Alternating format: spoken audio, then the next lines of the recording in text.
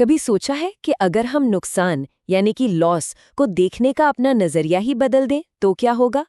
आज हम लॉस को एक विलन की तरह नहीं बल्कि प्रोसेस का एक बहुत ही जरूरी हिस्सा मानकर चलेंगे। इससे ना उसका डर कम हो जाएगा और हमारा कंट्रोल बढ़ जाएगा। बस ये एक लाइन ये हमारे सोचने का पूरा तरीका बदल सकती है। असल में यही वो मेन आइडिया है जिस पर ये पूरी समझ टिकी हुई है।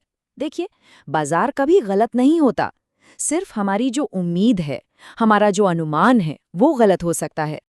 तो चलिए सबसे पहले नुकसान के डर का सामना करते हैं और देखते हैं कि ये असल में है क्या भला। देखिए, इसकी परिभाषा कितनी सीधी सादी है।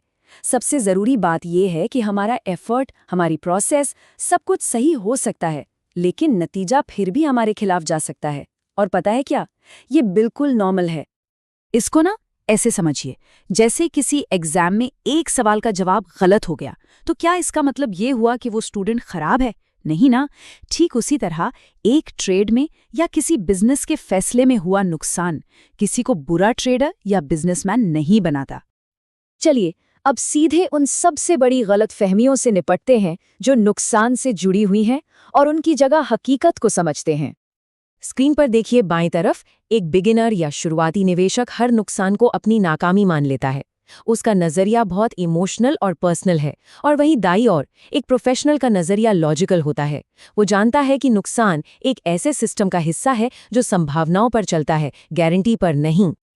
ठीक है, तो अब थोड़ा और गहराई में चलते हैं और इस प्रोसेस को स्टेप बाय स्टेप तोड़कर देखते हैं कि नुकसान आखिर बनता कैसे है। देखिए, ये पूरी तरह से एक मैकेनिकल प्रोसेस है। इसमें इमोशंस की कोई जगह ही नहीं है। स्टेप 1, हम एक संभावना के आधार पर कोई फैसला लेते हैं। स्टेप 2, बाजार में कुछ ऐसा होता है जिसकी उम्मीद नहीं थी। स्टेप 3, हम खुद तय करते हैं कि कितना रिस्क लेना है। और स्टेप 4, हम ही तय करते हैं कि इस नुकसान को कब मान लेना है। और ये रूपक, ये तो इसे बहुत ही शानदार तरीके से दिखाता है। एक नुकसान एक स्पीड ब्रेकर की तरह है। मतलब ये एक वार्निंग है कि भाई रफ्तार धीमी कर लो और जरा फिर से सोच विचार कर लो। ये कोई सजा या कोई एक्सीडेंट नहीं है, लेकिन हाँ, जो इसे अनदेखा करता है उसका एक्सीडेंट जरूर हो जाता है। चलिए कुछ असली दुनिया के उदाहरण देखते हैं। एक ट्रेडर जिसकी स्ट्रैटेजी की विन रेट 55% है, वो जानता है कि 10 में से 4-5 बार नुकसान होना तो नॉर्मल है। लेकिन एक नया ट्रेडर इसे स्ट्रैटेजी का फेलियर मान लेगा। इसी तरह बिजनेस में एक प्रोफेशनल किसी फेल हुए प्रोडक्ट को अपनी पर्सनल नाकामी नहीं बल्कि अगले फैसले के लिए एक कीमती डेटा की तरह देखता है। चलिए अब एक ऐसे पॉइंट पे चलते हैं जो शौकिया लोगों को प्रोफेशनल से बिल्कुल अलग कर देता है, और वो है नुकसान और गलती के बीच का बहुत जरूरी अंतर समझना। ये समझना बहुत बहुत जरूरी है।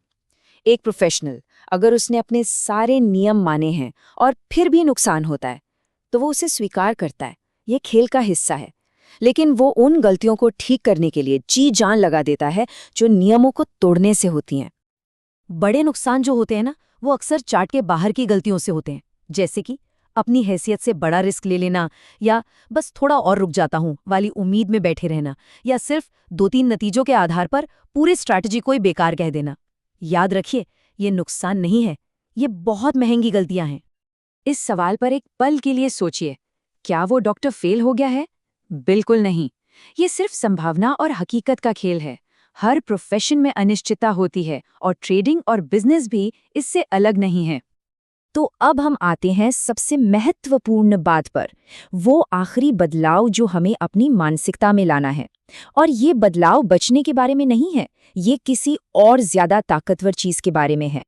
एक नए व्यक्ति की सबसे बड़ी गलती यही लक्ष्य बनाना होता है। मुझे कभी कोई नुकसान होना ही नहीं चाहिए। ये एक ऐसा लक्ष्य है जो कभी पूरा हो ही नहीं सकता। और यही सोच असल में टेंशन और गलत फैसलों की असली जड़ है।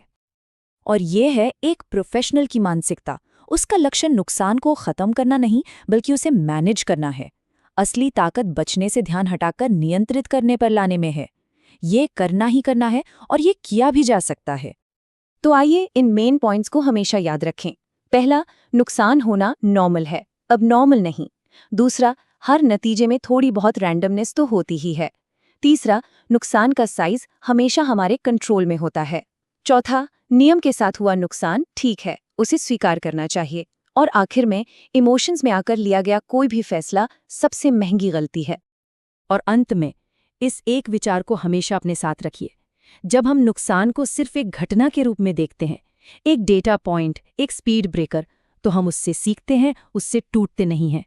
याद रखिए, नुकसान को समझना ही उसे हराने का सबसे अच्छा तरीका है।